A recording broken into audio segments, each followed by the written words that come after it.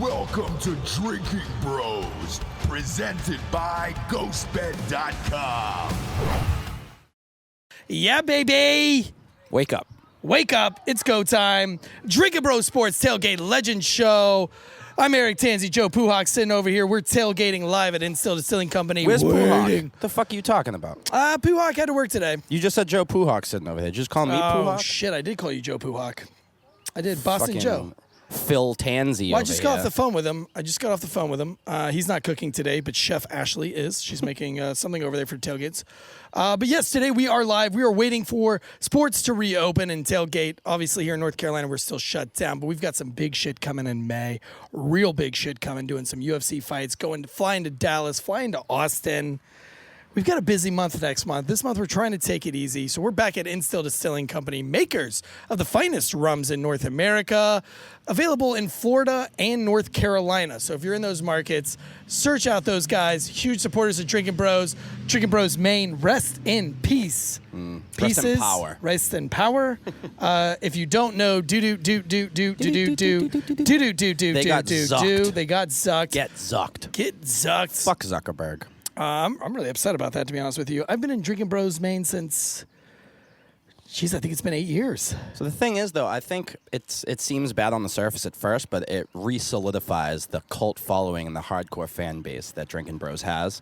And now they're just going to fight back even harder. So it's probably the worst thing that Zuckerberg could try to do, because you can't bring down the beast. It's a sign of success is what it really is. Yeah, I mean, if you think about it, every time Facebook cancels something, it means you're right on the right track to get where you need to be. So Exactly. keep on going, brotherhood. Seriously. Keep this message fucking going. Oh, you're a patriot and you like freedom. Yeah. How dare you? How dare you? Oh, my God. You have But an for those of opinion? you who don't know, today at noon, they launched the new Drinking Bros main page, and it is now called METTC, Minority Trans Equality Coalition. Yeah, good so luck I canceling dare that, you to Zuckerberg. cancel that.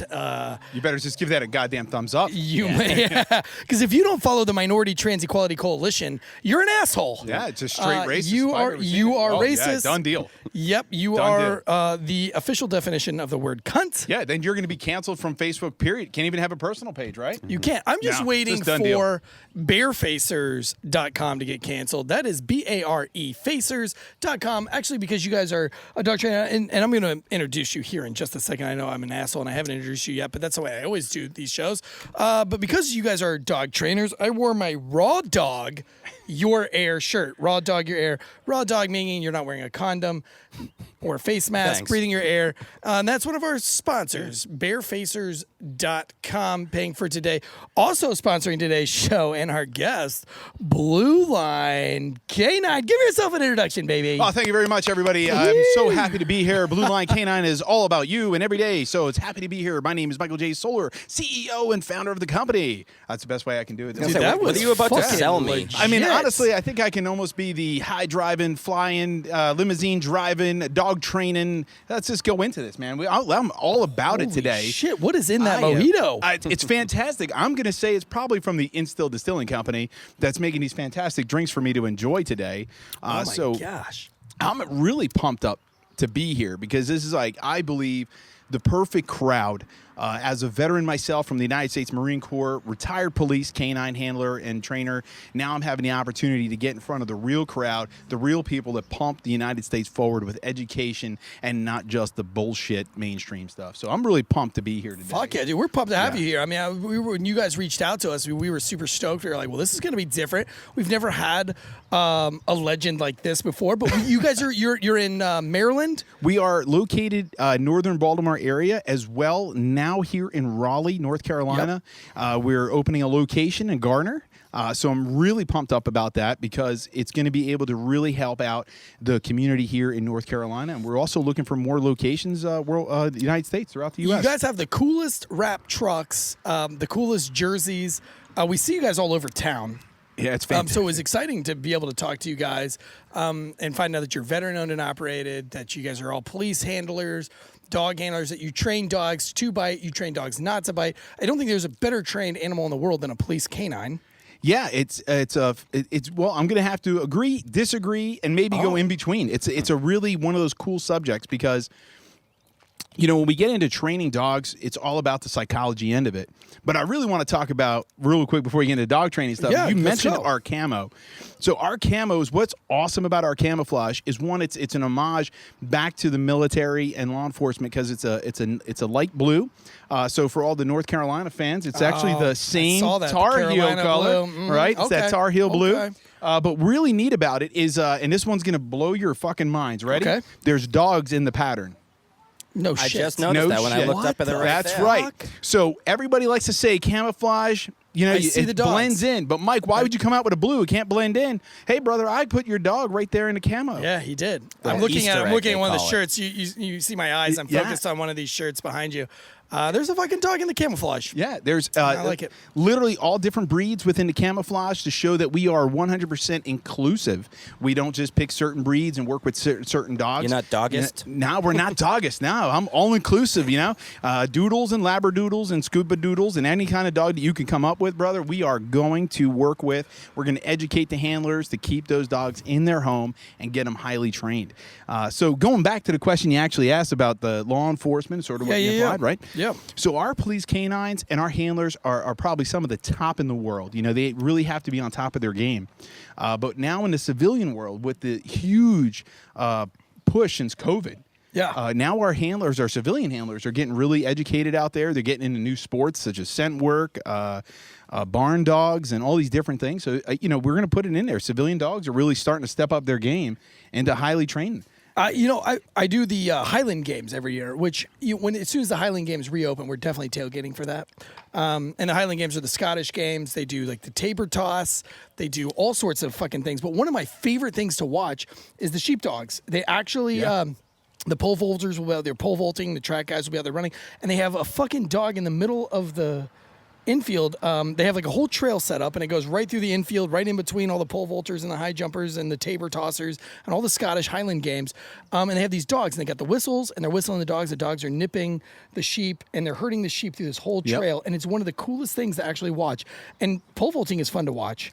Tabor tossing is really fun to watch. I can see that. High jump is kind of cool. All the Highland games are fun to watch, but there's something about watching a man and his dog, and he'll call the dog to him, and the sheep will get all crazy, and then he'll blow the whistle, and the dog will run back out and get all the sheep back in line. And I just think that's incredible. Have you ever done anything like that? I personally have not, no. Have you ever seen it? You got to go and watch. I have seen it. Oh, I've seen it. Okay, you've seen it. You've Yeah, seen it. definitely could see it. And the bond and the relationship between the man and that dog is absolutely incredible to see what's going on there. And that's like, again, every relationship is there, right? Yes. So if you're a former military person, the loyalty, the brotherhood, and that is what a lot of those handlers have with those dogs. And that's why they're able to get that type of relationship, because they're going out there with a mission to succeed. They train together, they work together, and they compete together. So it is a phenomenal thing. And I think listening to what you're saying, why it tunes to you is because of the fact that you're seeing that all happen in a blink of an eye. I feel like that's what people feel like when they're watching my relationship with my wife, when they're watching us have sex. Who watches you have sex? Where can we put it out find there. these? OnlyFans.com. Oh, slash Kinky couple 69. Jesus Christ. I'm just joking. I mean, he did take out the side of his roof, didn't he? Just so everybody just sees the That was I've when got- I came over, I've though. got That's the a different mirror. story. I got a question for you, though. So normally the stereotypical police dog or the highly trained dog is a German Shepherd, I've noticed, Yeah. I feel like.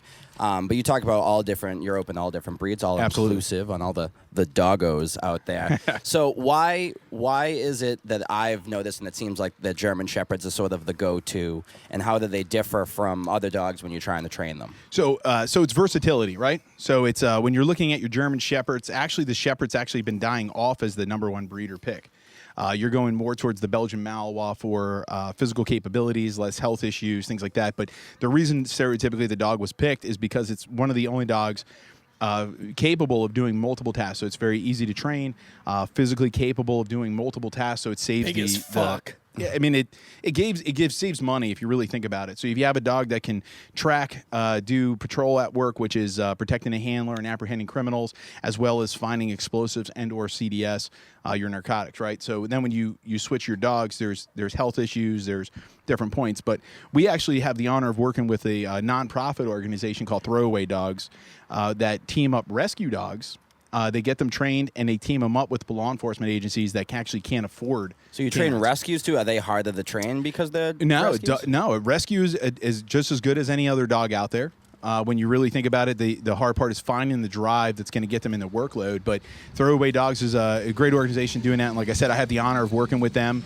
And we're getting ready to go to an event with them this weekend, K9 Summit, where we'll be teaching a seminar there on educating the canine handlers and their dogs with case law to keep things on top of things, as you know, all the controversy going on. So it's good that all these law enforcement agencies are attending to get their education up on case law, how to handle their dog, and prevent accidents and dumb things from happening. So it's a real cool thing, and especially like connecting a rescue with a police department. So everybody's a win-win, right? We're giving them a second home, and we're giving a department a means of saving some money, right? Yeah, that's interesting because you would think, you talked versatility when you brought up different breeds of dogs and what they're capable of in training. You would think, like a pit bull or a Rottweiler would fuck someone up, and that's an easy dog to go be an attack dog. But when it comes to versatility, they probably don't have the capabilities of other dogs to kind of, as this sign falls on Tansy behind us here. I guess we can move that over. We want to keep that camo in everyone's view so they can where maybe find all the dogs. A pit bull is a little bit more, hard to train, more, Yeah, hardcore. So once again, we're gonna throw this out there as a disagreement because pit bulls have such a bad reputation that is in my opinion complete BS. Let's go with this one. The Little Rascals, that was a pit bull. Mm-hmm. Right? So here's a dog that was originally designed, made to be your family dog, and now because we've decided to fight them, we're giving them a bad reputation. Yeah, it's like a kid. When you see a bad kid, you look at the parents. Luckily, Tansy's kids have two great parents, so they're pretty good kids. But you don't blame the kid, you blame the people that train that kid. Same with a dog. That's right. You got to look at the people. I've known great pit bulls. I've also known stories of pit bulls eating children. So it can go either way. And it can go either way with any dog, really, right? Absolutely. And that's what I have to say is that when we think about, right now, Throwaway Dogs even put a pit bull with a New Jersey arson department. So fire department up there has one of their it's what they call American Staffordshire pit bull, is with their department is an arson detection dog. So it goes to show you that they have the capabilities of doing what they need to do, but a lot of them are not ever going to do an apprehension with that breed because they don't ever want that breed to get that image any further. We're trying to change that image and not put down dogs just because they have a bad reputation. Yeah. You really don't want to judge something off of what somebody else's bullshit We do that all the is. time in America, though. Yeah, we sure do. The perception is Touche, reality, right? Perception is reality in today's USA. But we all know that that's not the truth, right? I have another quick question, though, before I let Tansy tell his stupid questions. I have a husky. Okay. He is decently trained. He's far from a trained police dog. Do you have any huskies or Malamutes as part of the dogs that you train, and what's your experience with them? So a great question. So let's look at it this way. So I've been training dogs for about 20 years now. Our business is actually focused more on your house dogs and working with building the relationship between homeowners and their best friends now. We don't really, on our law enforcement side, we have the background of that. We don't really train. That's not one of our main focuses. Our focuses are the civilian dogs and building relationships between the families and their dogs and problem solving. So that's one of our main focuses, is just 100% on the local homeowners, right? So when it comes to huskies are very popular, especially up north. Obviously, with a little bit colder weather, it's a little bit more of a popular dog. Yep. They love to talk shit. That's the easiest way. You tell them to sit and you're like, what the fuck? Why are you arguing with me? I just need you to sit, right? Yep. So when we get into working with a dog like that, everything that we train is about building value, right? And here's the thing: is one of the things I learned is a lot of people do like talking shit, but if you enjoy it, well, let me show you how to talk shit, right? So if I took a husky, I'm going to train that husky that if it listens to me, it gets to talk shit all day. Right? So if the dog doesn't want to talk shit and just wants to listen, that way we can do more things with the dog. But every dog is able to learn and listen when you figure out what's driving the dog. Huskies, they always say, are more stubborn and things like that. But the truth be told is they're actually very vocal. They're very open and honest with what they want. We just tend to ignore it as the owner and pretend that we saw a show on television going, oh, yeah, I know how to train the dog. I hold a treat above its head, and the dog's like, fuck you. I want to go shit on a rug over here, and you're like, damn it. Yeah. Shit on a rug. Wow, so a shit-talking northern loudmouth. Yeah, as a husky. Sounds familiar. Yeah. Sounds like the perfect dog for me. Right. It's got like, it. we were meant for each other, me and Dexter. Probably. My guy Dexter. A little shout out to Dexter. Well, guys, our food came out. Because it's Tailgate Legends, it wouldn't be a tailgate without the food. We have a motto here that we've stolen from Conspiracy Cuisine. Follow them on Instagram, Facebook, Conspiracy Cuisine. But it's just because it's simple, it doesn't have to suck. And so what we have here today, and this is our tailgate hack of the day. Tailgate hack of the day. I don't know if you do that for that. You're using it too much. That's too much. Yeah, that was too far. Big news break. Yep. I'm embarrassed. Sorry, Ross. But yeah, anyway, so what we do for our tailgate hack of the day is this is hot dogs, right? And so we're going to a tailgate. We want to grill some hot dogs. Hot dogs are in, Hot doggos. You won't do shit about it, too. The camera's on, the mics are on, you won't do shit. You want to talk about too much? I feel like doggos has been used too much. I think it's a dumb word. Doggers, doggos, puppers, puppos. Get fucked. They're dogs and they're puppies. All the other cute bullshit names. God, you just made me angry. I derailed your whole thing. You thing. derailed the whole thing. Tell us more about the food. I don't want to anymore. No, but we use kosher dogs. I feel like hot dogs, if you're going to a tailgate, and you want to step your tailgate game up, let's do some hot dogs. Let's do some kosher dogs. And I don't say kosher because I'm Jewish, because I'm not. But there's a snap to a good hot dog, a real hot dog. And so when you go to your local grocery and you get your local packed meat. By the way, here's a quick fun fact, since we're talking about all things that are dogs. Do you know who invented the hot dog? No, I don't. His name was Emperor. No, it was actually the Romans. Emperor Gaius. No, the chef Gaius. Emperor Nero. Really? The Nero was Emperor. Yes, I swear to God. The Emperor. I swear to you, it was Emperor Nero. It sounds like you're just making this shit I'm up. not. Like, I'm it's really fucking- not. It's a Roman It's a emperor real is thing. Gaius, Subbacubus, Yeah. Asuchus, Meridius. Hotdogus. Gaius loved wieners. Go figure. Wow, I'm kidding. But Emperor Nero had a chef. His name was Gaius. And he was supposed to go to a pig for Emperor Nero. And he wanted to pay homage to the entire pig. And so they starved the pig in Rome. Whenever they cooked a pig, they starved it for 1 week. And, of course, we know now that they did that because they didn't know when you're cleaning an animal that if you nick a bladder, that the meat becomes tainted and poisoned and you're fucked. So they didn't know all that. They just knew that something was making them sick. And they were like, well, let's try to starve the pig before we do it. And this pig was starving. This one wasn't. This one made us sick. This one didn't. That's because there wasn't anything in the bladder to make them sick. So they always starved the pigs before they cleaned them. And Gaius did the exact same thing he always does. Starved the pig, cut the pig open. Well, the bladder fell out. The intestines fell out. And they were empty. And what does any dude do when he sees an empty wrapper laying on the ground? He casing? fucks it. He puts his dick in it, just like a condom. I was literally Puts his going dick in to it. say the same thing. He does. He puts his dick in it. So he stuffs it full of meat, essentially, because most chefs are perverted like that, and they like to make references to sex when they're cooking. We know that from all the chefs that have been on the show. Literally every chef that's been on the Especially show. Pooh Hawk. Let's be real. I got to say, I be feel real. like he did a lot of research about this. It's a didn't. very long story I just about know hot it. dogs. But yeah, so Emperor or Chef Gaius found this empty skin on the ground. He shoved it full of meat, cooked it, and that's when the hot dog essentially was born. But then it made its way over to Austria and Germany. There's a lot of fights on what to do with it there, and that became more of a sausage. But it was actually the United States that it became an actual hot dog. And that's because you had all the immigrants in the 1830s that were coming over to the United States. One immigrant, I always guessed that it was a veteran. Because I feel like he was sitting on the side of the road. This is how I play this out. He was sitting on the side of the road, and he had his sausages or his hot dogs. He also made sauerkraut because he was German. And he was like, you can have bread, you can have sauerkraut, and you can have a sausage. And some veteran rolled up and was like, I'll take all three because I'm hungry as fuck. He mixed them all together. Voila, hot dog. That's how I think it happened. I mean, that's extremely detailed. I'm going to go, if that's not actually facts-based, and we're just Those were going, all facts. Really, facts, 100%. Well, not the I veteran feel like I buying can all make up three. a better story. The Washington Post gave him 0 Pinocchios. It was Chicago. The Chicago? real story is Okay. All right. that it was a German immigrant. He was making bread, sauerkraut, and hot dogs, and he blended the three together, and then he called it the hot dog. That's probably true, but I think it was probably a veteran that was like, I'm hungry as shit. Give me the dog, the bread, the sauerkraut. He blended the three together, and he stuck it in his mouth. And then the guy that was standing there at the that booth makes was sense, like, I'm going to keep doing that. Well, I mean, if we're not going 100%, we're going to go a little hypothetical here. We're going to go with, I'm going to say it was definitely a devil dog. It had to be a Marine that did it. Drunk as shit. Okay. Took a couple of meat, threw some bread on it, said, fuck it.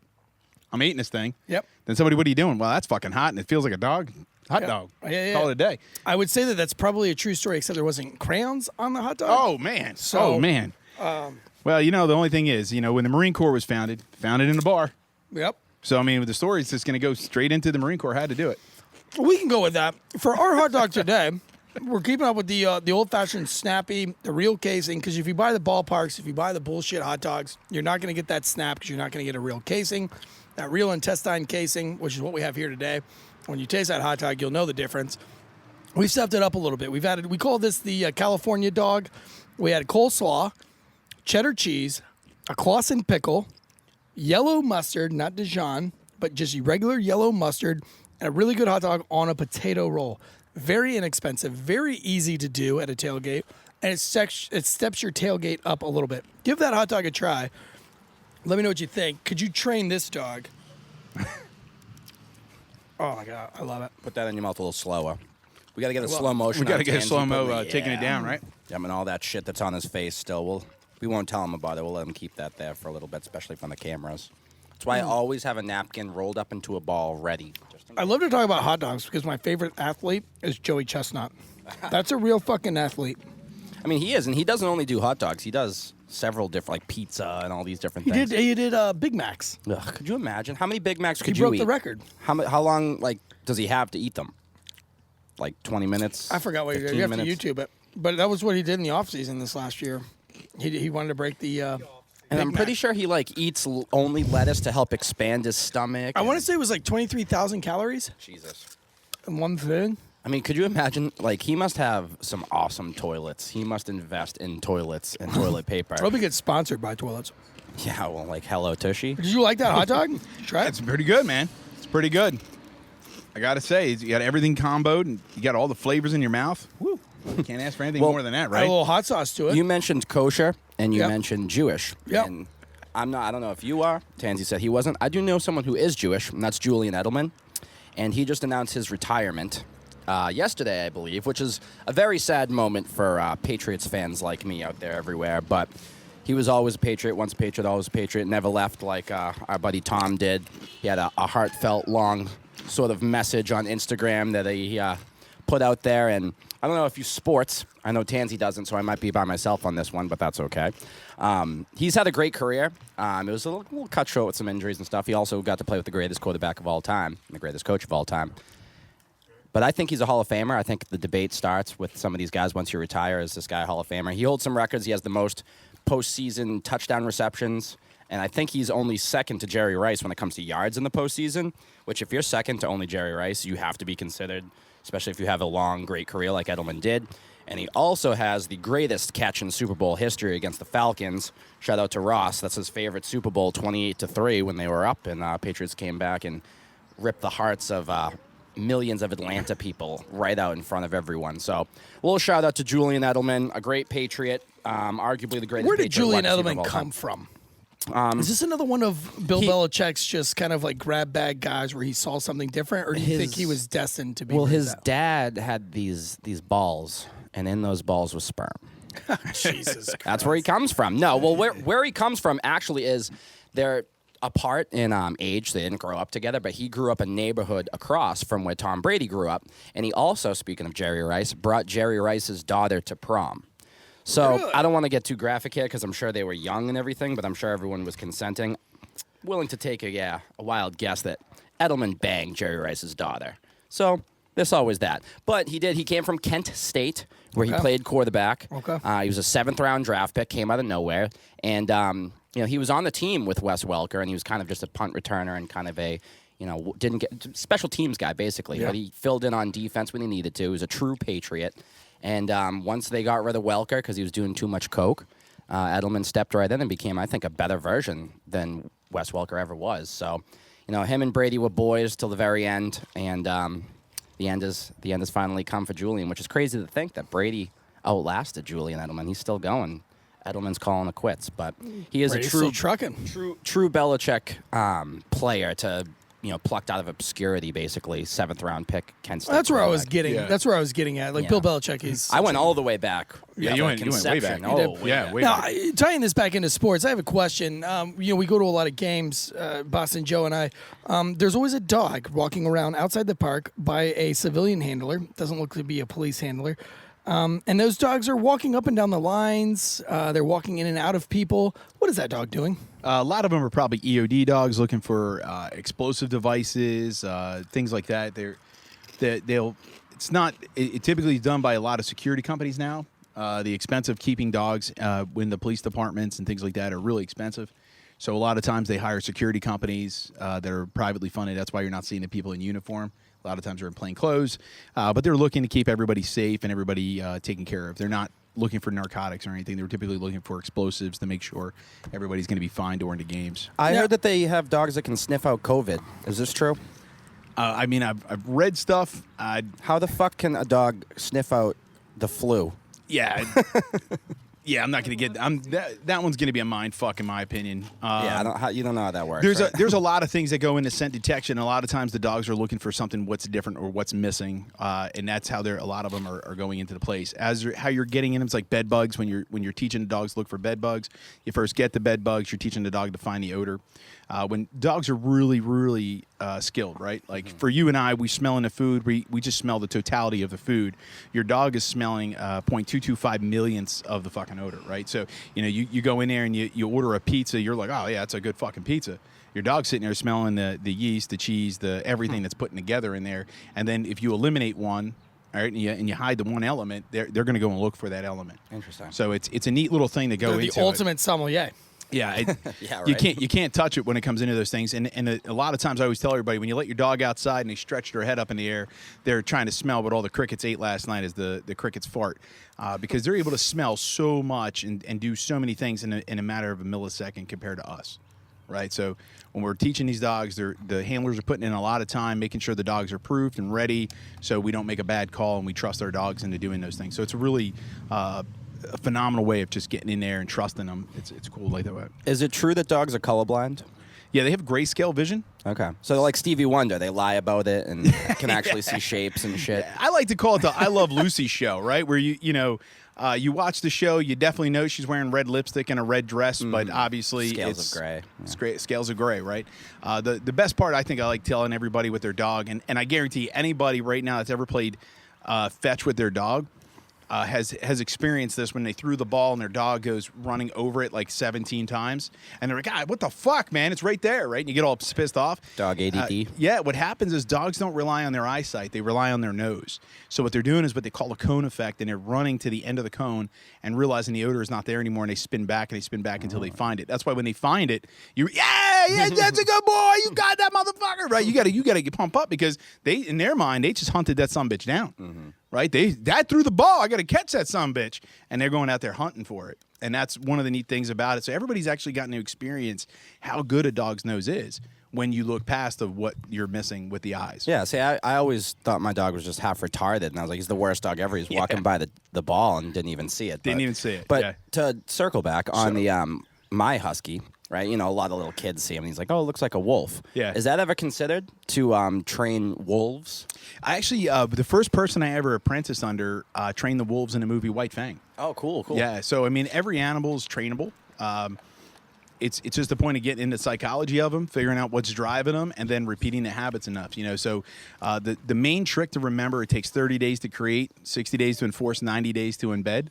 So after you repeat the habits and you build them up that way, you can really get what you're looking for in your dog, right? So you can really change any habit you're looking at. Yeah, because I remember back in the day, going up to New Hampshire, that's what we did up in Boston. It was Clark's Trading Post is what it was called, and they would train bears. Okay. So I figure if you can train a fucking bear, right, you can probably train wolves. I mean, wolves are the K9 family, Yeah. just like dogs, right? I mean, I don't, you said that you knew someone who has trained wolves. Do you think, since you haven't done it yet, maybe that there is something, though, a little missing there that's not the same thing as a dog? Obviously, their size is different. Well, I'm not going to walk into a room and say I know how to train a wolf until I believe in studying the animals, figuring out what's driving them. I mean, if you really think about it, well, let's go into military, right? Your biggest fan base here is going to be the military. So when you think about your military, the military had to design a training camp to make men into soldiers and Marines in a small amount of time, right? So when you think about it, they had to study. They had to figure out the right age, the right time, the right schedule, the right everything to get these people doing what they need to be doing, and know that once they're done with this training, they're going to stay in that and both. Now, I could speak for my Marine Corps career that once a Marine, always a Marine, because we're 90-day basic training, right? When we go to boot camp, it's 90 days. The drill instructors are always telling you how to unfuck yourself. They're not telling you what you're doing wrong for you to play a guessing game. They're literally teaching you what you need to know. They're driving you for what drives you, and that's why when you leave there, you become, a United States Marine, and you're able to go out there and fulfill the need of the United States through those things. And that's why every time you meet a Marine, it's once a Marine, always a Marine, because we're all in that same boat. We're all in that same plane. Now, I can't speak for any other branch. Obviously, I wasn't in those, but from my Marine Corps career, Semper Fi truly means what we are, always faithful, and that's what I think drove me into working with dogs. When I came back from Iraq, that was one of my motivating factors, and I dove into psychology. And when I really got into learning the psychology out there, which is operant conditioning, classical conditioning, the Clever Hans effect, I started thinking back to my Marine Corps career, going, "Damn, these guys are good." They studied it, they figured it out, and they keep repeating it to keep out that consistent product. That way, every Marine, and I know about That's why you they guys. call you devil dogs, because you're trained like dogs. Yeah, so you think about it, every Marine out there, it's an uncanny brotherhood that we know exactly what we all been through, and we know exactly what we all need to do. So where did it all start? What is, if you know, what is the sort of history of training dogs? Is it, we talked about the Romans back in the day. Where was it in history that people decided? I'm sure the hunter-gatherers probably had some sort of animals, but when did it kind of become established that this was a thing, that people had dogs that were highly trained and used them, Great to question. fight back, basically? So one, I got to ask a favor here. Can I get one of those the glasses, the cups I asked for, or what did you call it earlier? The cheer wine and rum? Oh, yeah, he wants a cheer wine and lime. He's down from Maryland. You don't have cheer wine up in Maryland. Nah, we do not have cheer wine, but I was down here years ago, tried that stuff. Oh, my God. Yeah. Man, my teeth were red. It was crazy. Instill Distilling makes a cheer wine and lime cocktail. Oh, man, I can't wait to we'll test get that. you I'll let you know how good it is. That way everybody can come down and get one. But so your question was when did it start, right? I'm going to have to say that we've been training animals since the turn of time, right? Yeah. Just like we've been training people and so on and so forth, right? Let's go into that one. When it comes into documentation so far, and all the research I've done really documented, let's say like a lesson plan has really started around World War I. Okay. So that's when dog training started coming in. The study of wolves and pack animals and the alpha dogs and all that kind of stuff started coming in. And since then, up until present day, dog training has really been versatile, has been studied by multiple different people, becoming a very controversial subject in people's homes and things like that. Positive versus negative versus this versus that, and coming up with different names, science-based and all that other bullshit. And the truth be told, you either train or you don't train, right? As for what the reward is at the end or what the correction is at the end of the day, it's coming down to every case-by-case basis. You really can't pick one. People come to me all the time, Mike, what kind of training do you do? I'm like, I do dog training. I train dogs. And they're like, well, is it positive? Is it this? Is it that? And I'm like, well, are you a dog trainer? Well, no, I need you to train my dog. And I said, okay, well, imagine if I had a carpenter I hired, and I said to him, what kind of power tools do you use? Because if you don't use the right ones, I can't let you work on my deck. Right? I don't know how to build anything. Trust me, I'm not the guy that you want to let around near anything that's powerized. If it's got a battery plugs in or gas operated, don't let me touch it. I'll break that shit and blow everything up around. I'm the same It's just way. the way. It's a horrible thing. So looking at it, we've learned so many different things, especially like in a wolf pack, how the alpha dog that we always think about, there's always one alpha that rules them all. That's a load of shit. Absolute load of shit. We actually decide the alpha of the role is who's best equipped for the decision making at the task at hand. So when you study the actual wolf pack, they rotate who's in charge based on the task at hand. So if they're hunting, they're going to let the best hunter lead the way. If they're doing protection, they're going to look at the wolf that knows how to best protect them. If it's a problem solving, got to figure out a puzzle, they're going to go to the one that can do that best. And if you think about where we are, for example, what we're doing right now, talking and things like that, we have to learn to listen to the people that know and not try to be more egotistical or just be on top because, fuck it, I'm the alpha. It's bullshit, right? Oh, You got to rotate that around, right? So it's a good That's way. why I liked being a part of special operations for so long, was that you're in a group full of alphas, right? Because that's why you go out for special operations. But once you get there and you notice that you can't be the alpha of all the alphas, and so that's what's cool. Your weapons guy is in charge of all the weapons, and he's the smart guy on the weapons. And your commo guy is the guy of all the commo. And then you got your engineer who's in charge of all the engineer stuff. And so it's I'm guessing in the Wolfpack sense. Same thing, right? Yeah, and if you take that for example, what you just said when you're out there at Special Ops, not one time are you ever sitting there wondering whose rank is what when the decision needs to be made. You're depending on the expert at that point in time, right? Yeah. So you might have an officer in charge of your group, but at the end of the day, you're going to go, hey, we have a weapons issue. We're going to go to the weapons expert. Right. And that means whatever that person says is what you're doing, and that's the same thing as the dogs do all the time. Yeah, you talked about versatility within, a dog. That's versatility of the group, right? Being able to adjust and adapt and having different people be in charge of different things at different times. As this little Fuck, this is good, man. Well, good. I'm glad you like the cheer wine and lime. It's what cheer wine was made in the Carolinas. It's a Carolina staple. If anybody wants to know what it's like, I don't know. I think it's like black cherry soda kind of a thing. Cheer wine. How do you describe a flavor? I don't know. I'm going to describe it with cheer wine. Yeah, but cheer wine is I guess it would be like more of like a black cherry type of soda. Yeah, and if Cheer One wants to sponsor us, it's not a cheer soda. It's not a cherry soda, but it's like a black cherry soda. And I got a cheesy question for you, but going on that whole thing with the pack dogs and everything.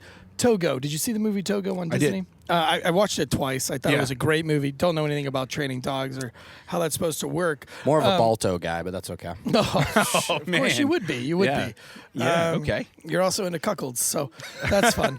What did you think about that movie, Togo? And just looking at the totality of the movie with the dog that, was kind of the small runt of the litter that wanted to be given away. And sounds like Julian Edelman. Yeah, I mean, the craziest thing to think about is it was a true story, right? So let's look at that one for what it is. Togo's, a matter of fact, on one of my show, Dog Talk, a couple of years when Togo first came out. You have a YouTube. I have a YouTube and podcast, called Dog Talk, and I have another one called Stuck in the Truck. Okay. So I actually have two podcasts. They're on the air Tuesday night at 7. Tonight we're having a special episode at the Instill Distilling Company. We're doing free dog training. So if you guys, anybody down there, we're going to be offering free dog training to anybody that comes to Instill Distillery tonight at 6 p.m. But we also have Stuck in the Truck, which is Wednesday mornings, 8:45 at BLK9 TV. So BLK9 TV. Yep. Just throw those initials in there. You'll get both shows. It's on Facebook, YouTube, and any podcast platform. So going back into Togo, so I made a special episode about Togo after I saw it because, what the best part about the entire movie is that I learned leadership is a key, because in that movie you find out that it didn't matter about credit, it mattered about the result. And Togo went out there, and it didn't matter the size, it didn't matter the BS. He just went out there, and him and the relationship with his handler, the relationship that they had was uncanny, and it didn't matter the weather at that point in time. It didn't matter the weather, it didn't matter the controversies, the ice issues, any of that kind of thing. That was the whole point. And even the handler at the end of it wasn't looking for the credit. Right. He was looking for the dog, and they were looking for the success of the people. And that's what I have to look at that movie going, man, look at this dog and look at the handler. As much as that handler wanted to give that dog up in the beginning, right, that dog said, fuck you. Yeah. And he found his home, and he knew his mission. And that's one thing I got to give that dog. When that dog knows the mission, it shouldn't matter the size. When I was back in the day, teaming up handlers with their canines, and people come to me even to this day asking me, hey, Mike, I got to pick up my new canine. What should I be looking for? And I always tell them, listen, you want to write down the traits that you're looking for. You want a good nose. You want a good work ethic. You want these things. Don't pick the hair. Don't pick the breed. Don't pick those things, because at the end of the day, the right dog is going to come to you meeting those standards when you look past let's say the visionary, right? The appearance. It's like picking out a wife. Yeah, I mean, yeah, right. Like you gotta figure it out. You gotta look for the one that's gonna make you dinner. Right? I wanted take blonde. Care of you, right? I wanted a blonde. I wanted double D's. I wanted a much bigger ass. I'm just kidding. My wife's got the perfect. How ass. does she put up with She's you? got the I best don't tits understand. I've ever seen in my life. Yeah, and she's got brown hair. And I like all of it. And I she would- makes a good hot dog.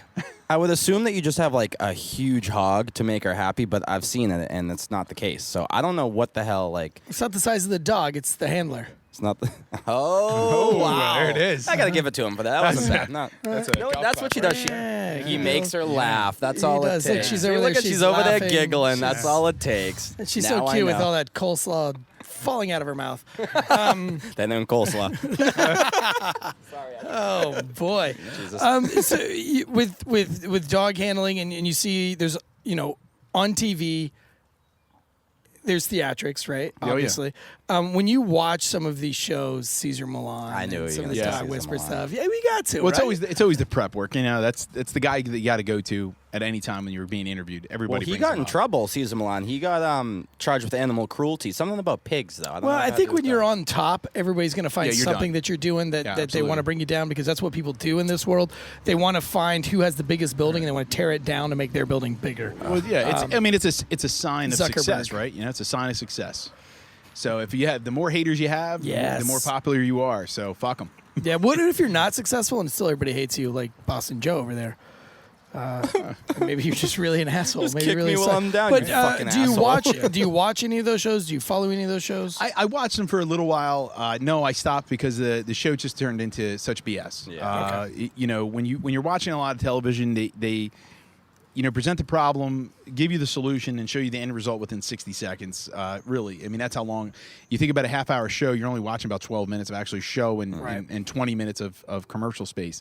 So there's no way they can really go into it. They hide a lot of things that are not realistic. There's no real education going on in them because they're only looking for entertainment. Is there a way to make a 30-minute show or a 12-minute show that brings value and entertainment that's real? Absolutely. I'm actually trying to do that as we speak.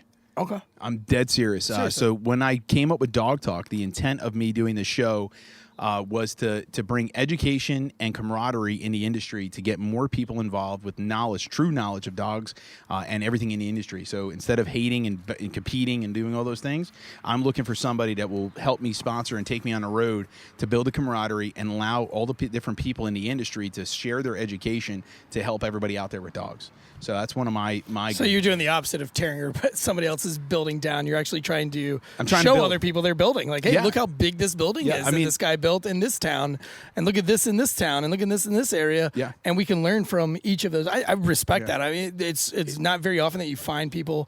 Now it's been rough. It's been a Has rough it? road. Yeah, it's been Well, rough. I mean, anything successful is going to be rough. Literally, I actually pitched my idea to a television channel, and they said, "There's no drama there. Nobody hates each other, so Yeah, we're gotta not pi- interested." What if I we was like- make a show that's Rottweilers versus pit bulls? Yeah, Mike Vick already did that. And it didn't work well for him. I so. was literally told that unless I can pin the companies versus each other, they will not pick up the show. And I said, well, that's the fucking problem, because what you're trying to do is, here's the thing is, you go across the country, I meet all these amazing people that own doggy daycares, kennels, grooming, training facilities, and everything like that. And the thing is that everybody has something level of knowledge from their different training, right? Right. I mean, when you think about, like, look at Delta Force, right? Made up of all different branches of service. They took the experts involved in making a massive, just kick-ass fucking machine, right? Let's just think of it, right? Now, when I try to go out there to create this camaraderie, you get met with the adversity of now we're competing, and like I said, I tried to pin this to the show, and it got hit with, you got to pin them against each other. So I'm doing my best. That's why I'm down here tonight to teach dog training on our show, Dog Talk. I'm really wanting to get the education of dogs out there, because not everybody can afford true dog training, and that's what comes down to a lot of problems, right? So now we have tons of rescues popping up, dogs being left off at shelters, and all these things, and I want to do my best to help the dogs stay in their homes. I think that's cool because you own a dog training company, but you're giving all these outlets to get free dog training to kind of bypass that. So, I mean, it's a strange business plan. It's a strange business model, but it's a respectable one. I don't think a lot of people go that route these days. I think everybody's like, how do I get more money? How do I pit other people? How do I put other people down so that my company's the best dog training? But what you do actually is, you're just solely passionate about the animal. You're passionate about the handler. And that's really cool, man. That's really cool. I'm going to kid you. I wouldn't have done this if it was. So I wouldn't be where I'm at if it wasn't for everybody that helped me along my journey. Sure. And that's why I want to help other people. I mean, even right now, this seat that I'm sitting in wouldn't have occurred if I didn't meet Jeff, the owner of the Raleigh location, if we didn't hit our friendship. And even Jeff has opened me up to so many different things. And it's the fact that I can now take what he's taught me and share it to the next person and bring back what I learned from each person that I come across. I mean, the camaraderie I learned in the military, law enforcement, and you see how people get pinned against each other for bullshit. I'm just done with it. Right. And I really think that there's such a camaraderie, such a team out there that we can change that by teaching people the right way and how to do things. If only our through politicians education. could be more like that. APAC. We would have a very successful APAC country. is all politicians again. are cunts. But I have Yeah. a question. What are some of the biggest problems you've run into? Do you have people sort of rebelling against you, PETA, who can get fucked? You don't want to say it, but I'll say it. PETA, fuck you. Well, let's go. I'll go. I'll tell you flat out. We have the biggest problem you have is television, because nobody on television wants to actually educate people. Right, so they want to create the controversy, create the bullshit. So then what happens is when you go out there to train somebody about leash pressure, leash control, how to use the equipment properly, how to educate your dog, take your time, build a reward in your dog. They're like, no, treat training is the only way. And you're like, no, treat training is not the only way. There's so much more out there. Because here's the thing.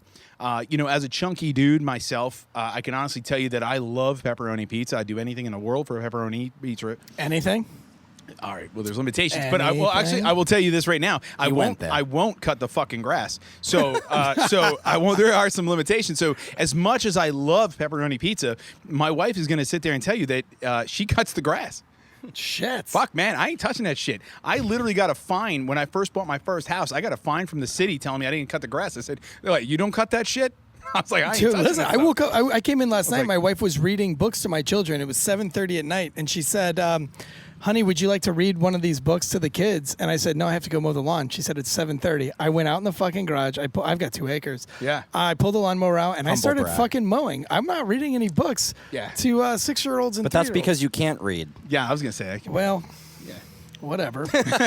Yeah, for me, I'm not I cutting the love grass. cutting the grass. No way. I put in a podcast. I listen to Dog Talk, and then I go in there and I cut the grass. So with Dog Talk, does anybody ever lash out to you to catch any negativity from anybody that says like you're doing it wrong? Because we don't get that with our show. No, and only positive. Yeah, only when you start so talking I'm about women in positive. sports. So with my 2 shows, no, I haven't gotten anybody telling me I'm doing anything wrong or anything, and I think it's because I stick really with the education, and I build up local businesses. So a lot of my guests on the show that I've had other dog trainers, pet groomers, private companies that are selling really great products in the dog industry, and we're getting ready to. I really want to take the show on the road.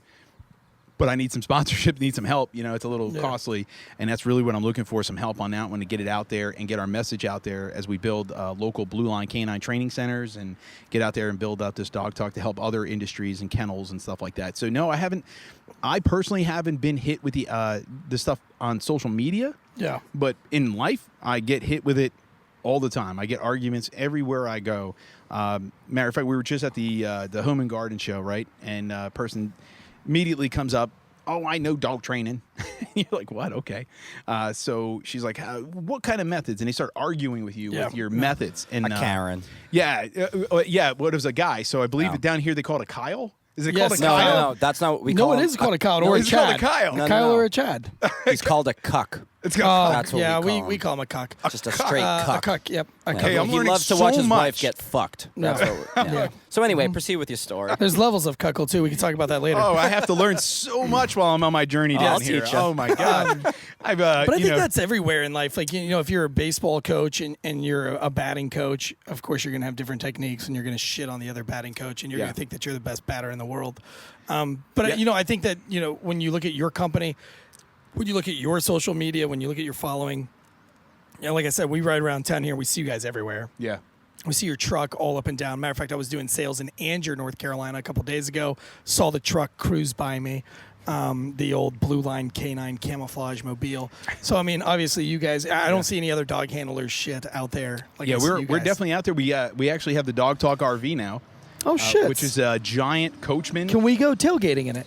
Absolutely. If we go to a Baltimore game, I will Ravens gladly game, go there. Can we fucking tailgate in the Are you a Ravens fan?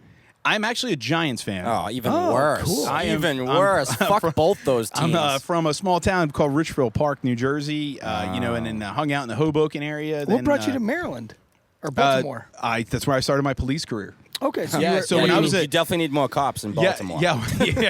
Oh, you need all the cops you can get. Yeah, down there. so the weirdest part about the story is how my family actually migrated to Maryland, which is simply as a 4-to-1 ratio. My brother Brian went to Towson University, where I years later got to be a guest speaker in a psychology department. Meanwhile, I don't even have a college education, but I got really good at psychology, so I get to guest speak in the psychology department and talk about psychology to all the new students at Towson University. But it's a 4-to-1 ratio. So when I was in the Marine Corps, hey, I did the math. If I was going off on leave, I'm going to see my brother in college. I'm definitely not going to see mom and dad. Right. So next thing you know, I started liking the area, and when I got out of the Marine Corps, that's where I put my applications out. And that's where I started my law enforcement careers in Maryland, and we just continued there. And so your other handler here in Raleigh, I believe it's Jeff Malzahn, great guy. He heads the company here in in Raleigh. He's the head of the company here, Malzahn, and he was ex-law enforcement back from Michigan. Yeah, he started his career in Michigan. Is it Rapid Falls? Wyoming. That's it. Okay. It's Wyoming police. You got Department. Wyoming and Michigan confused? Yeah, I don't He know. did. No, I think I did too. I don't know. It's weird. They're vastly different, I think. No, the town's Wyoming. Oh, now Yeah, I'm Wyoming, confused. Michigan. Yeah, asshole. it's Wyoming, Michigan. So Yeah, I'll just Wyoming, go fuck Michigan. myself. You should. Good. And he was a Raleigh police K9 handler who I worked with when I was a cop in Raleigh. You were a cop in Raleigh? I was. How did that go? It was great. I got fired. Oh, that sucks. I got a It's, question just though. it's the best thing that could have happened, right? Best thing ever. How many dogs do you have right now? I personally own 3. 3. 3. And what kind of dogs do you have? I have a Belgian Malinois, German Shepherd, and a Skipper Key. A What skipper? the What? fuck is a Skipper? I key? hardly know her. Yeah, she is a fucking firecracker. Love that little dog. She's about 16 pounds. Oh, Looks like a little one. tiny little German Shepherd. Acts tougher than the big ones, I'm sure. Actually is fucking tougher than the big ones. If you do a little research on the breed, she likes, one of the tricks that we put her on is she perches on my shoulder so I can have a parrot.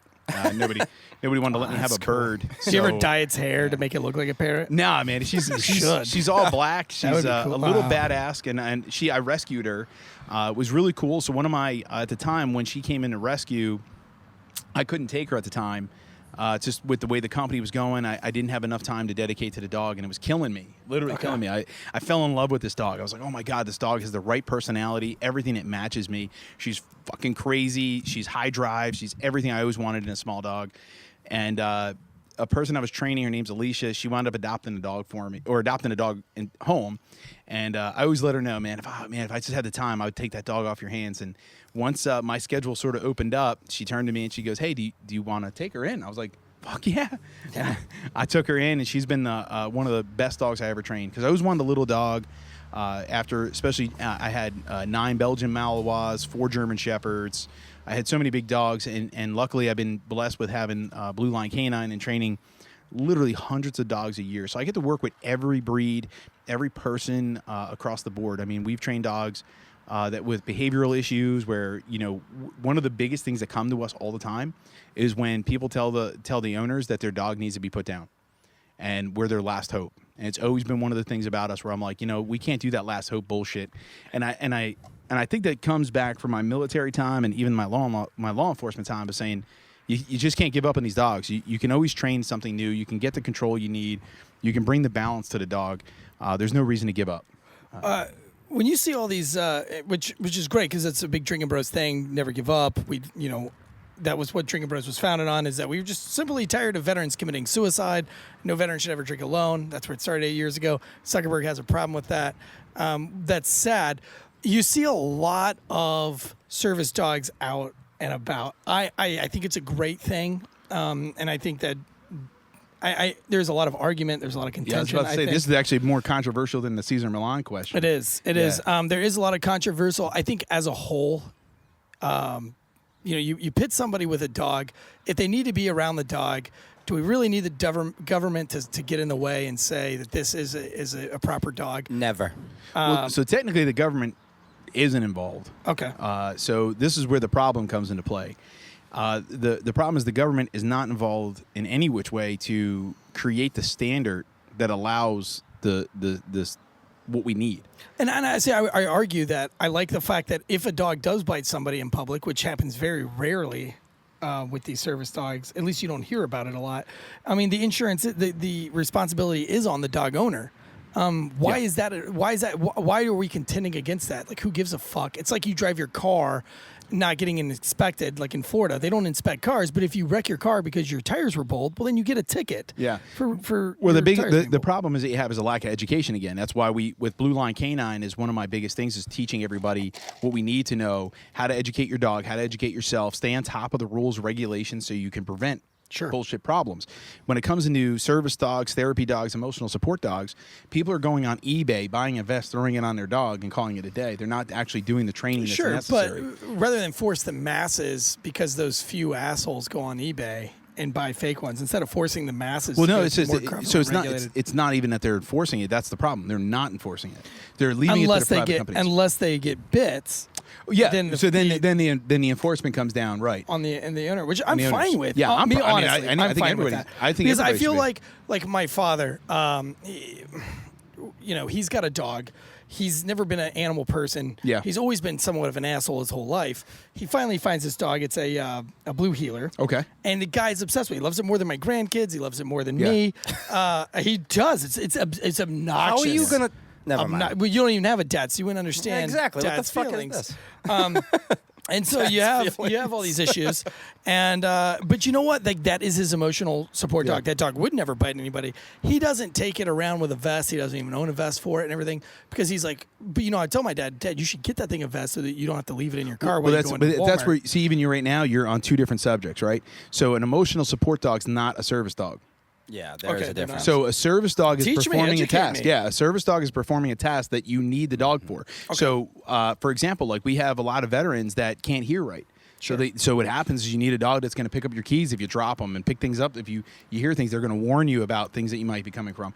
A seeing eye dog is a mobility dog for people that have unstable issues. They can't walk right. Boston Joe's using his dog to get pussy. Is that considered a service dog? At that point? Well, it's performing a service. First of all, let me just say. It is performing a service. Now, the question is, does he have to still pay for it? That's the big one, right? He does, unfortunately. No, I pay for it after when I'm itchy and scratchy. But no, to be honest, got a shot for that now. I think it's called a COVID. No, fuck that. Especially the Johnson & Johnson one. Nobody get that anyway, by the way. But no, I got more pussy with my doggo when he was a little pup because he was so cute. Oh, yeah. But since we're talking about the emotional support bullshit, right? Yeah. We talked about the fake shit. Well, it's not fake. So it can be because that's where my argument is. My dad's a much better person. Let's look at this on a bigger thing, right? Okay. So the emotional support is helping us come out of different things that we had issues with. When I came home from Iraq, you had to come up with a ton of different versatility issues that you're going through, and because of the dog, I was able to educate myself, and now come out here, build a company, lead the way, retire from law enforcement, and continue doing this journey. And it's because of the dogs that I'm introducing myself to people and coming out of a crowd. The dogs are what's doing it for me. So if I had to look back on it, my first dog technically would have been an emotional support dog. The only difference is I called it my training dog, and I started educating myself and training the dog. And that's why I'm going to simply say that if you're a veteran, you want to own a company right now, you want to get into this, hey, reach out to us. Simple as that. You can check me out. Go on Facebook, BLK9TV. Send me a message. I'm interested in working with you. I want to get you out there because the education is going to help you relearn what you need to relearn to get out there. So emotional support dogs are a necessity that are out there. The only downside is they're not able to do the things that service dogs then. You can't have an emotional support dog around food and in grocery stores and things like that because technically they don't need to be the standard of training. Exactly. Then you have a therapy dog. A therapy dog is providing emotional support and comfort to others. So people with a therapy dog is not providing comfort to themselves. Those are the people that are, let's say, sound body and they know how to train and they train the dog to go to special places like retirement homes, hospitals, things like that, and build a relationship, right? And comfort them and get them out of it because they can't work the dog. And then you have your service dog, right? And then you have your service dog that's providing a service. You're whipping out a credit card? Well, no, I was going to say, with the emotional support dog thing, I'm all for that. Okay. The only reason why I said it was bullshit is because I bullshitted it. Now, bullshitted it? Okay. Past tense, can you say it? Sure. Now, not to sound too corny here, but I'm a man who loves his dog. And I truly believe that he feels my emotions. If I start getting heated, he starts, and he's a husky, like we talked about, he's loud mouth like me and the whole thing. Right. But so you talk shit to each other. It's all we do all day. Now, I think that we, emotionally support each other, sure. But maybe I tried to fudge it to get a couple extra bucks off my rent at certain places that I stayed at, which is a thing, right? They would say, show the card and everything, and here I am with the card. All I had to do was pay $70 online and go, hell yeah, he's my emotional support animal. Correct. So this organization is all bullshit. Exactly. I know it is. So the but problem it worked. is right. But see, the problem is that this is what I was just saying about the lack of consistency across the board.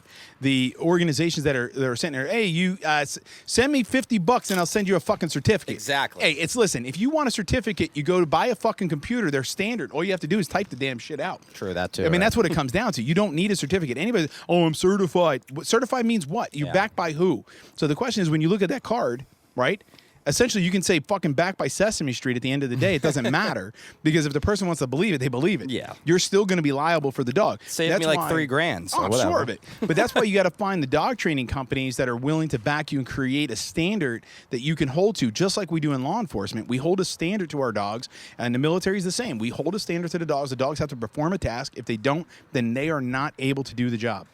And that's where a lot of these companies, like I said, that's why I want to take this mission out there, and I'm looking for people to join on and support me and continue this journey of bringing people together so we can create a standard. So somebody like yourself that needs a dog or wants a dog, we can create the standard and have that across the board. Yeah. But you're not going to get the standard when education is randomized.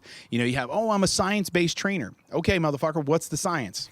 Well, that's been skewed. Well, it's not skewed. It's Dr. Skinner. Neil deGrasse Tyson has something to say about that. When you could come around and tell somebody that's science-based, I'm going to flat out say, who's your doctor, right? It's Dr. Skinner is operant conditioning. Dr. Pavlov's Dr. Seuss. So if you don't know those names, how can you say it's science-based? Those are the experiments that showed us classical conditioning, operant conditioning, which is what we know today as your markers, positive, intermediate, negatives. That's what we know to be habits. Like right now, because of classical conditioning is how you got dressed today. It's how we do what we do, right? So when our parents are dressing us, if they're right-handed, we would tend to put our left foot in our pair of pants first because they reached out with their right hand. So when you were a toddler, you put your left foot in first. And now you get fucking dressed and you're like, oh, left foot. Now all of a sudden he's sitting there having a fucking headache because he's like, holy shit. Oh, my God. My parents are right-handed. Who knew? Holy fuck, right? And then we think about that kind of stuff. And we think about muscle memory when we go to the firing range, right? How many times are you dry firing? What is that for? Fucking muscle memory. Pavlov, bitches. Classical conditioning. Yeah. This is what we know, right? So now here's the greatest thing I'm going to tell you right now. You can share it. Everybody watching, this is the secret to it all. You ready? From 0 to 1, we are taught what they call terminal markers. That's when your mom and dad come over to you and go, oh, you did poopies, and they rub your belly and they make it all fucking happy, right? Yeah. And then from 1 to 2, they teach you intermediate markers. This is where we're taught encouragement, right? Come on, Betty, you can walk, take the step, buddy. That's all that encouragement. Then 2 to 3, with parents call it terrible twos. And if you're a parent, you know what terrible twos are. And that's when we introduce our kid's first name and middle name together. Right? And that's called a negative marker. Now, we look at operant conditioning. There's 3 points that have to be done in operant conditioning. Positive, intermediate, negative. So as a human, we are to learn in the first 3 years of our lives those 3 things. But we get a puppy and we expect them to know what fucking no means. Yeah. No, don't piss on the rug. No, and I'm a fucking dolphin from SeaWorld. Come on, you got to teach the dog what you want them to do. Don't even worry about the negative, because here's the thing. If I teach you how to be successful, you won't fail. Interesting. I mean, think about everything you've ever done. When you self-educated and you won, that journey was fucking phenomenal. Yeah. You found it to be the most rewarding and thing that, to the point where the day you die, you're going to brag about. I mean, it was I always say, like, my greatest accomplishment wasn't getting selected. It wasn't graduating certain schools. It wasn't becoming a cop. It wasn't any of that stuff. It wasn't even in this podcast. It wasn't even the distillery. I think the defining moment in my life where I felt the most pride wasn't even getting married or having kids, but it was getting my certified specialist of wine exam through the Society of Wine Educators. Yeah, that's who certifies that.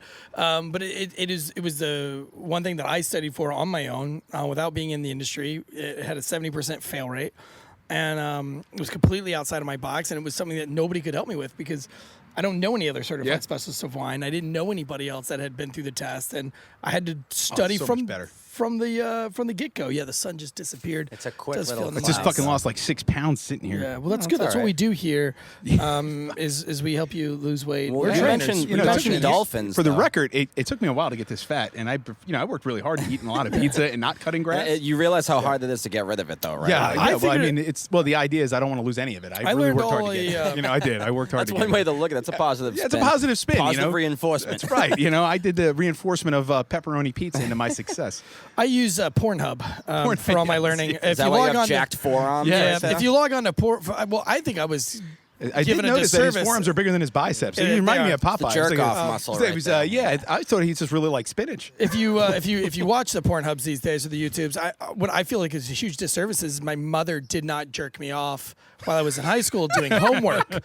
All these kids on Pornhub, they're like, "Oh, what are you doing?" And the kid's like, "I'm studying, but I'm having the worst time." And the mom's like, "Oh, that's Jesus, because you need a Tansy. release." They jerk them off, and then they learn Jesus, the Yeah, I think I'm going to curriculum. move my chair slightly You over see, for this this isn't. guy. Yeah, it's I not never fair had that. because his mom doesn't listen and my mom does. So like. Did your mom Dude. jerk you off as a child, and that's So- why you're so smart? You mentioned dolphins. Dolphins. You mentioned dolphins. I don't know where we're going with this, guys. It's about to get real Well, deep. dolphins, ironically Really deep. enough, are the only, other than us, are the only animal that has sex just straight for pleasure, which leads me to believe that they're probably the smartest animals around, which studies show that they are. Nothing to do with the sex part. But have you ever thought about going into other animals? Because, maybe No, you get... I prefer to sex with women. I was going to say the doggy style. The Yeah, doggy just- style gets old I'm soon. going to stick with the humans when it comes to my sexual choices. I just don't really. Are you into furries? No, I'm okay with Hey, where we I'm don't at. we don't I'm okay kink where shame here. We don't kink shame. No, but dolphins yeah. dolphins are the second smartest me ask animal you next this. to I us. just don't know if I could swim and fuck at the same time. It's just a little awkward to me. As I said, Do I'm they do slightly it right in the overweight. blowhole? Is that how it works? I don't really know. I didn't do that much studying, but apparently you did. So I'm loving to hear how you swim and fuck at the same time. I personally just have enough struggle one way. Oh, you haven't been in a hot tub with me. I've had a dry spell lately. If a dolphin comes on to me, I'll consider it. I gotta be. Listen, honest. It's all about the right. It's all about the right squeak, right? Pet people are weird. I have a dog. Yeah. You're going to meet my dog tonight. It's a chocolate lab mixed with either a Rottweiler or a German Shepherd. We've heard it all. I'm not a huge animal person.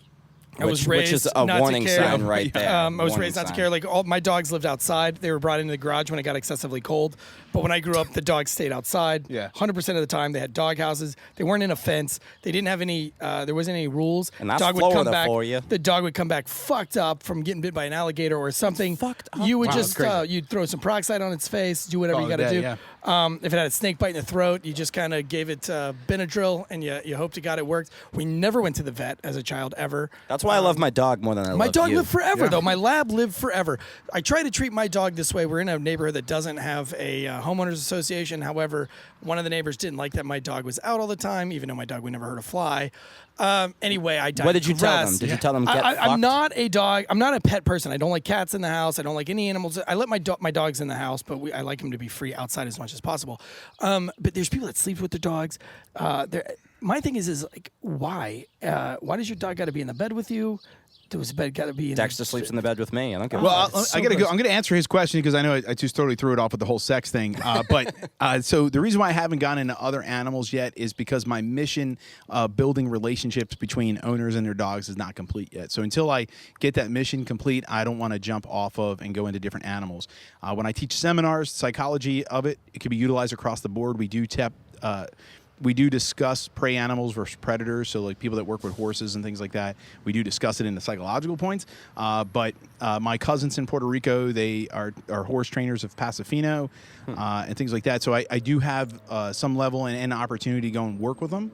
But I don't want to switch out and cloud what my mission is right now. And I want to get out there, build our brand, build our company, and build the education out there. So it's one of those things. And going back into the sleeping with your dog, right? Yeah. So a lot of times that comes down to is it's not. It really came out, I think, wrong when I said sleeping with your dog after the whole sex with the dolphin. No, part. it's fine. But, we were following you. yeah. Dog Okay. goes Good. little. I've had a lot of rum today.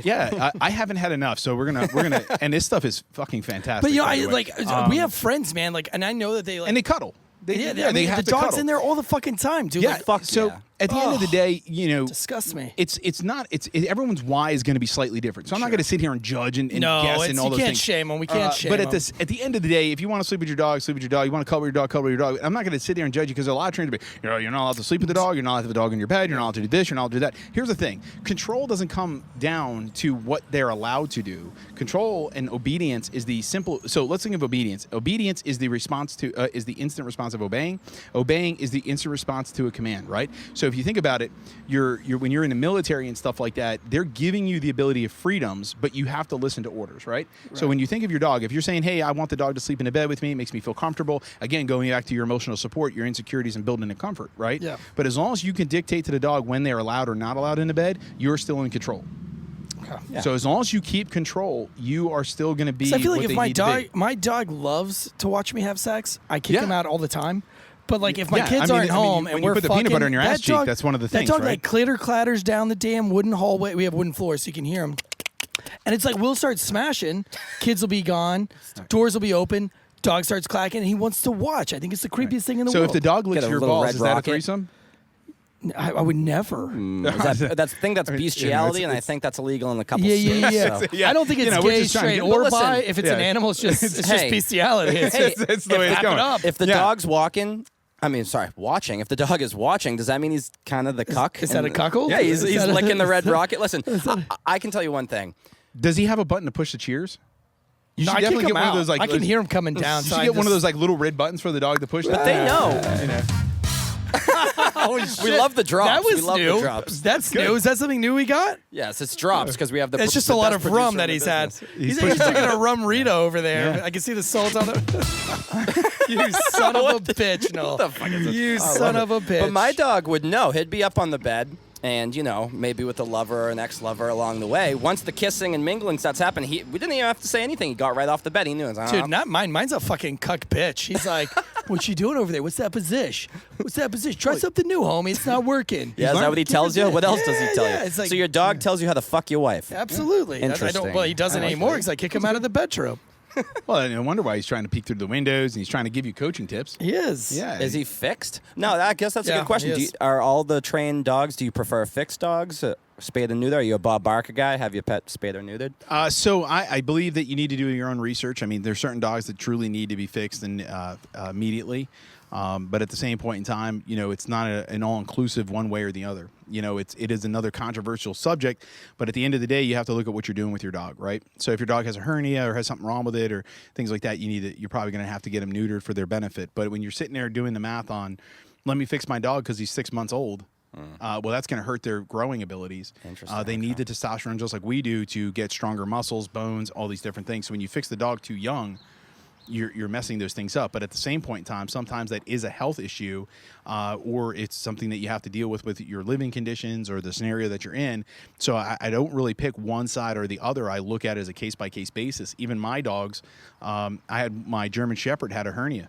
So I had to get him fixed because the hernia alone was going to cause issues, and having one of his testicles raised like that's going to cause aggression because of the testosterone not being released properly. Yikes. So there's a lot of little things that go into it, and that's why I would normally tell people that they really need to sit down, do the research as a family, and figure out what's best fit for them. As for, if I neuter him, it gets rid of aggression. That's called a sales pitch. So, hey, my dog is Got duped. he's mean Gets and me he's every this and time. he's that. Got duped. And they go, hey, if you neuter him, it's going to fix him, right? And then you get his balls chopped off, and then you bring him back, and they're like, he's still aggressive. He's pissed at you. He's You the chopped his exception. nuts off. He's the exception. And then what happens is they get my business card. You and Lance they come Armstrong, in. your dog. Yeah.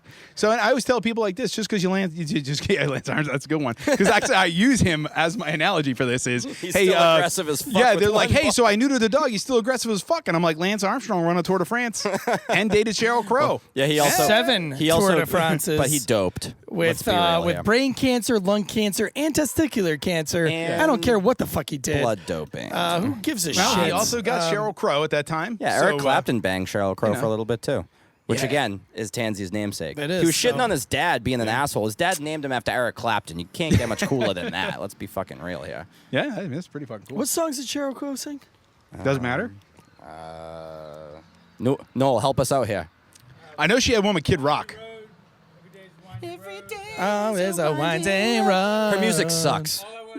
Yeah. Oh, All I I wanna do is have some fun.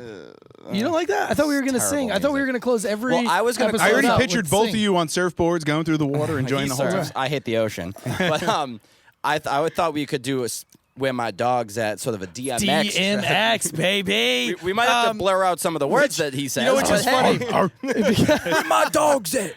He does the best Rudolph the Red-Nosed Reindeer. I don't know if he you've does. Ever... Shawnee knows. Yeah. Come on. God rest in pieces, my main dog. Listen, every time we said every time we said dog on the show, a little tear fell down my eyes for DMX. Guys, this has been a wonderful show. I'm excited to see what you do with these dogs later tonight. Yeah. We'll throw some stuff up on the Drinking Bros Sports Instagrammies, the storyboard tonight with the dog training. So follow us there. And listen, before we close out this show, though, Dog Talk on YouTube. You've got... What's the other one? Stuck in the Truck. Stuck in the Truck, which I love because that's my dad's dog. My dad's biggest fear is that somebody's going to smash his window and let his dog out when he goes in the store for 3 minutes. I'm like, Dad, I think anybody reasonable is going to be standing around for at least 3 minutes. You've never been to Massachusetts. See what kind of cunt you are. But Stuck in the Truck is super funny. On Instagram, you are at BLK TV. Yep. Then you guys also, for your business, have BLK K9 Raleigh and BLK9 MD, so they have the locations. The locations. I always wanted to do this, though. Okay. Because I don't know if you're going to do it or not, because this is the point of the show that we get to the Drinking Bro of the Week. Oh, here we go. Oh, I just got a little tickle in my ball sack right there. That's the first time I've ever got I wish you got neutered. Maybe I would have been better off if I did. But we get to the Drinking Bro of the Week, where you get to a male or female, drinking bro or broette, someone who's inspired you. They have to be alive. I don't think they do. Ross and Dan don't say that. I don't give a fuck. On this show, they have to be alive. I hate when people... I've been Martin drinking bro Luther for years. King Jr. They're like, yeah, my Abraham drinking bro Lincoln. of the week is Jesus Christ. Well, he's not alive anymore. He's alive in your heart. Great. He's alive in my heart, too. But come on, man. Like, he's not going to give you an attaboy. We want somebody it's going to make somebody feel better about themselves because they're your drinking bro. Someone who's inspired you to make you the super cool dude that you are today. And he can't be a dog either. It's got to be a human fucking being. So I guarantee you probably won't know the guy, but his name is Darren Hardy. Shut him out. Darren Hardy. I'm sure he's listening though, right? Darren Hardy. Yeah, Darren Hope Hardy. You're listening if you're not. He teaches people to build themselves up, work with businesses. I've been reading his stuff for years now, about 9 years total. It helped me figure out a lot of things in my life, get my business where I'm going, and I'm doing currently one of his programs now. But I would have to say that if you had to be somebody living, it would have to be Darren Hardy. Darren Hardy. Darren Hardy. Darren Hardy, our Drinking Bro of the Week. Drinking Bro of the Week. Guys, this was Drinking Bro Sports Tailgate Legend Show. It's been fucking fun. It's been real. It's been real fucking fun, to be honest with you. This is the weirdest, not the weirdest. We've had some really weird tailgates. Yeah. We are so excited. Next month, we are actually going to do a real tailgate for some UFC fights in Texas. So get ready, Austin. Get ready, Dallas. We're coming live to your hometowns. Oh, wait a minute. No, shit. I forgot to get out Drums and Rums. Fuck, man. I had the greatest conversation with another podcaster today. Drums and Rums podcast out of Florida. The guy is amazing. I got to give him another shout out on another show because that was a really dope conversation that I had with him. I feel like a fucking asshole. I said I was going to give him a shout out at the beginning of the show, and I didn't luckily do we do one every week. We do one every week. But anyway, Instill Distilling Company. What's our other sponsors for today? BlueLine K9, of course, because they're here. And then we have barefacers.com. Barefacers, BAREfacers.com. Until next time, everybody. Stop. Drop. Shut them down. Open up shop. Come on, guys. Oh, no. That's a Rough Riders roll. I did that kind of solo this week. That's okay. I didn't need any help on the DMX lyrics. Thanks, guys. Stop. You guys look at me. What the fuck? I don't know what he's doing. I knew it. I was just waiting to jump in. I was trying to get in the round. I was a little bit drunker on that show than